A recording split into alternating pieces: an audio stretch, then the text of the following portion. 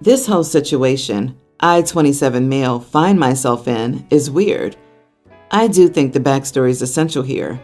So, my sister's getting married in November. We're close and always have been. So I find this whole situation to be even weirder. I've been asked to be a groomsman on her fiancé's side. He and I are cool, and it was important to my sister that I was included. I was really looking forward to it until I saw who I was paired with. So 2 years ago, I met Tara, 26, on a dating app. We started talking daily, FaceTime a lot, and went on dates. We talked for over 3 months, and I felt like it was going somewhere. Well, after one of the dates, she completely ghosted me. I sent a follow-up text but got nothing back. I won't lie, I was really upset. I even talked to my sister about it. Well, the global issue hit, and I moved away for a job. Come back to find out my sister and Tara are now friends. Apparently, my sister got a new job. Tara recognized the last name, reached out to her, and they became friends. Such good friends that she's now a bridesmaid and hangs at my parents' house. And my parents know her. I found out they were friends literally 3 weeks ago. She never mentioned it to me. I asked if she knew that it was Tara I got ghosted by, and she said Tara had told her, but wanted to keep their conversations private. Then I received a random text from Tara. She was asking what I wanted to do for our entrance dance. I immediately called my sister, who informed me that Tara and I would be paired up, which included the entrance dance. I asked why. I know many of her bridesmaids, and she had to pair me with the one that ghosted me. She said she had her reasons, and Tara also asked for me specifically. I never responded to Tara and instead went to talk to my sister in person. I got the same answers, and this time she sounded offended that I asked for a different person. I told her how uncomfortable it made me, and she told me to stop overthinking and just have fun. I said that she didn't understand how hurt I was. She said she had an idea, but to do it as her wedding gift. I told her I'd be stepping down from the wedding party and I'll just go as a guest. She went nuts, saying I couldn't do that, and she wanted me up there. I said, fine, then just switch me to a different girl. She said she wasn't going to, so I told her I'd be dropping out. My parents are calling me an idiot, but I don't think I am. It's a weird request and I'm not about it. Am I the idiot? Not the idiot. They might be trying to set you guys back up, but why would you want to when not one person's willing to openly clear the air about what happened? Instead, they try to force you two together without an explanation and expect you to put aside your own feelings and self-respect to accommodate this, which is unnecessary in the first place. What a weird situation, LOL.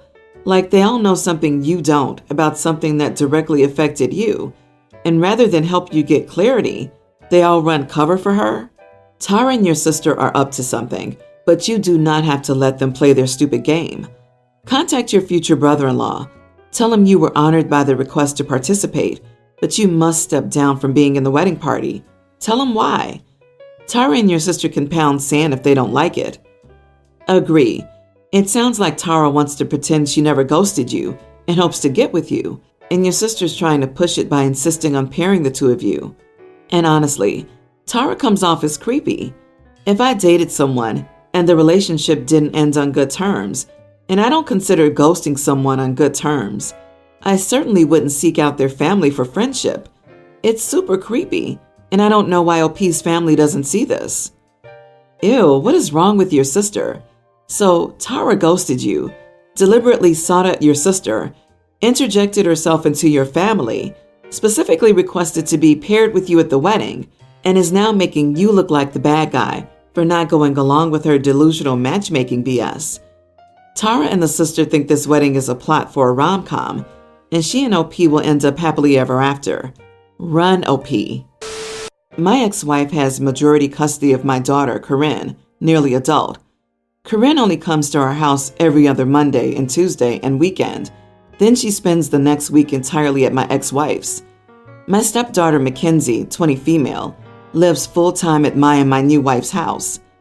I want to mention that my ex-wife makes almost triple what I make. I'm certainly not poor, and my new wife and I are upper middle class. On the other hand, my ex-wife and her new husband aren't strapped for cash. Corinne got her driver's license last week, but she's had a car that my ex-wife brought her since she got her permit a year ago. Before she bought it, my ex-wife wanted me to split the cost of the car with her. I told her no because it was ridiculous that she would expect me to pay 50% for a car coming to my house less than a quarter of the time. That's like paying full rent on a house and only being allowed to live there half the time. My ex-wife was able to pay for the car on her own anyway.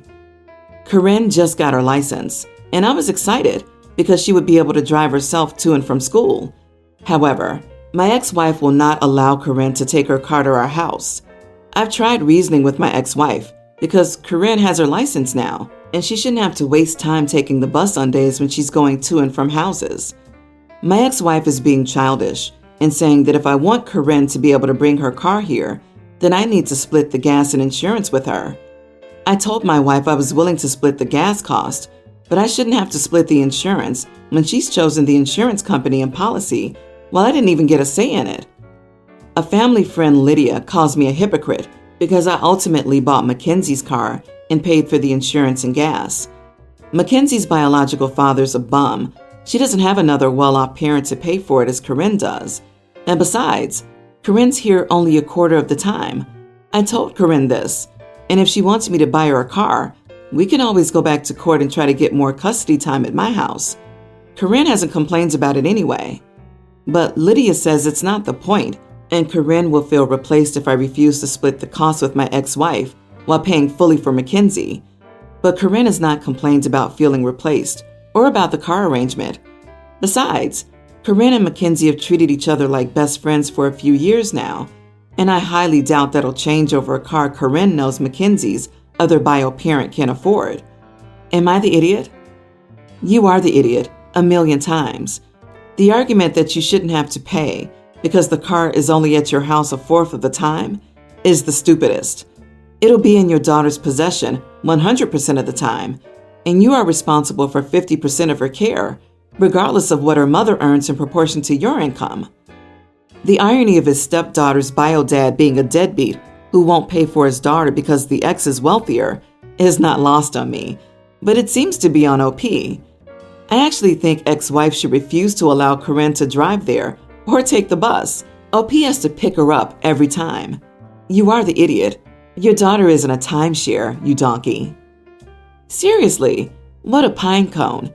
You're not only the idiot, but you're also a deadbeat bum of a dad. You don't have to be poor to pour your upper middle class money into your new family.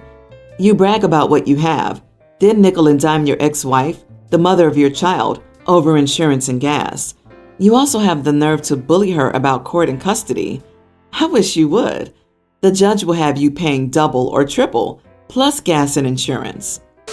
I've 25, been dating my girlfriend 23 for about 9 months now. When she turned 21, her parents gave her a car, and she decided to name it Angie. I learned all this on our first date when she said, "Angie took me here." I thought that was odd, but let it slide.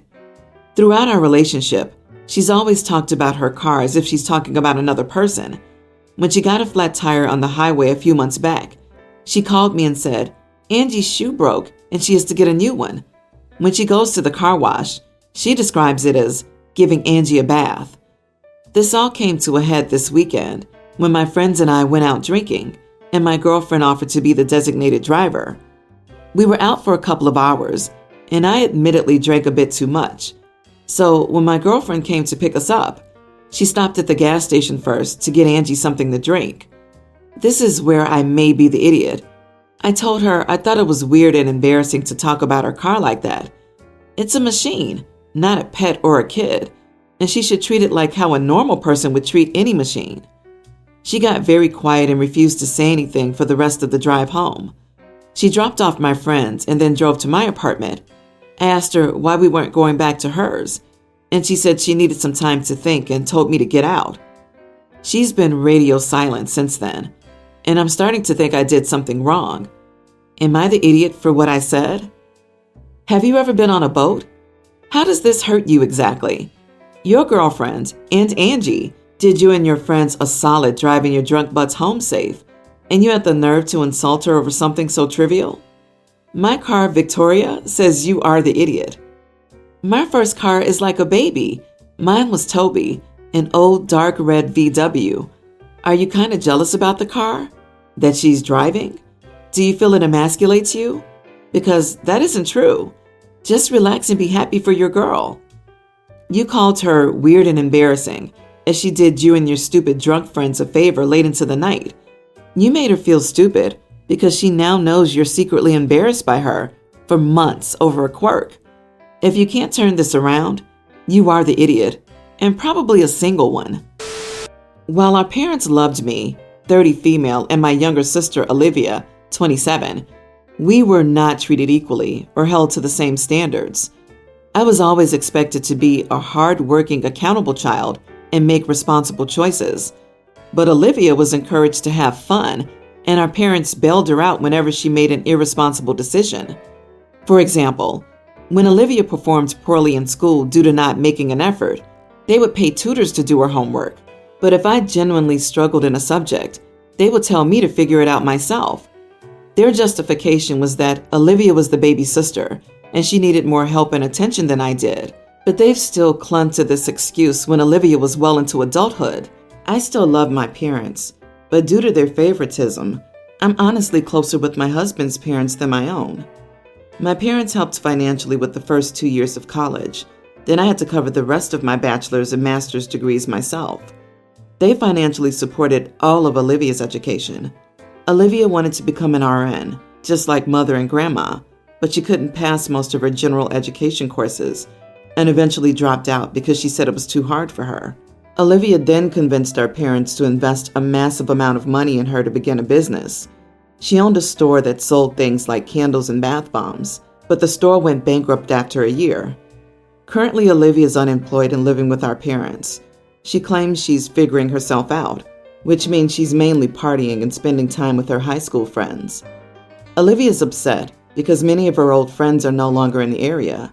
She'll call me to express her disappointment because her friends are moving on with their lives and families of their own, and they have less and less time for her. I tell Olivia I'm sorry to hear that and that I have to hang up soon. We celebrated my toddler son's birthday with a family dinner. I was talking with my aunt-in-law about my students. I work as a creative writing tutor on the side to pick up some extra money, and it feels as if we were just having a conversation. Olivia joined and asked a few questions, then commented, "Not like you'd ever be able to make it big yourself. No offense, sis." I responded, "Livy, a quick reminder that you accomplish nothing in your life without mom or dad holding your hand. As soon as you do, you can criticize my work all you'd like." Olivia was, of course, offended and started causing a scene. My parents and a few other relatives said my response was cruel and I was out of line to say it. But my husband and his family said that Olivia invited it after insulting me first, so I am conflicted about if I'm in the wrong. I'm hoping for some unbiased perspectives. Edited to add, Olivia's never even been suspected of having a learning disability, much less diagnosed. I explained that Olivia performed poorly due to a lack of effort because she would skip classes constantly or take 20-minute bathroom breaks every class. Olivia was and still is intellectually capable of succeeding academically, but I believe Olivia's never learned how to apply herself and not give up when things become challenging. Not the idiot, so she can dish it out but cannot take it. Social media has made y'all comfortable with disrespecting people and not getting punched in the face for it. OMG, it was so cruel, but she needed it. I've got to stop with the be nice and be the bigger person BS. You've been doing it your whole life. Of course your family will say that you're the idiot. They've spoiled her all this time. So don't feel bad, OP, and be a little self-centered. You deserve it. I don't think it was even mean. It was a simple statement of fact.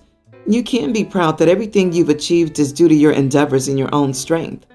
Unfortunately, even with your parents' financial and emotional support, your sister has achieved nothing and will be more of a burden as your parents age. They've ruined her by spoiling and coddling her behavior. So sad. My sister is a young preteen. She and I share the same dad and we have different moms. My mom died when I was 15. My dad married my half-sibling's mom when I was 8. They have 4 kids together. The young preteen, 2 younger children, and a toddler. I have more family than they do. My mom came from a large family with many siblings, cousins, etc. as well as parents and grandparents who outlived her, so I benefited from that. My dad came from a family who were in and out of jail, and he cut them out years ago. His wife is an orphan who's an only child and doesn't have a good relationship with her extended family. So my half-siblings have no extended family. It has been a point of contention between my dad and me and his wife, my dad and my extended family, and my dad's wife and my extended family. Dad thinks they should have expanded the family with my half-siblings. He believes they owe them a family. His wife believes the same. They do not. Neither do I. The bad blood existed even before my half-siblings were born. Before she died, Mom left her parents and sister in charge of certain things she wanted me to have, not my dad. Apparently, she told him that getting sick so young and knowing she would leave me when I was so little made her realize how anything could happen. And while she trusted him, if he remarried, she didn't want his future spouse left in charge of her keepsakes. She didn't want some random woman in the future holding on to items she treasured and wanted me to have. My dad was so unhappy about it, and conflict arose there. I think all of this has contributed to my dad and his wife setting my half-siblings up with the expectation that my extended family would be theirs and that they should be coming to stuff like birthday parties and sending them gifts and taking them out for day trips like they do with me. So Dad told her that he told my grandparents about her birthday party, and so she waited for them to show up. And when they didn't, she was upset. She had friends and friends of the family, but not much in the way of family. She got upset and asked me why they didn't come. I had already voiced to my dad that he was being cruel, and I told his wife the same. They said it was my grandparents who were being cruel, so I decided to tell her that she was not related to my extended family. I explained that they didn't come because they're not friends of her parents, and they're not part of her or their family. I explained how they're my family because of my mom and how that worked. She looked so surprised to realize it didn't make them her family too, and hurt, because she realized she was lied to about having lots of family. My dad and his wife were so angry at me for talking to her about it. They said at my age I should have been more sensible to know that it wasn't my place and it was cruel to leave her with. Am I the idiot? Not the idiot, assuming you told them gently and not in a mean or gloating way. It's a truth they need to understand. It may hurt a bit, but in the end, what would hurt more would be thinking that their own grandparents didn't like them. For some reason, your father seems to think that when he married your mother, her parents adopted him for life. Well, sometimes that kind of relationship will form. Clearly, your mom's parents don't feel the same way, and that's their right. The fact that your mother felt it was necessary to put her heirlooms in the hands of her family suggests that she may have some inkling that your father would not be able to respect boundaries. And clearly she was right. And either way, he owes his kids the truth.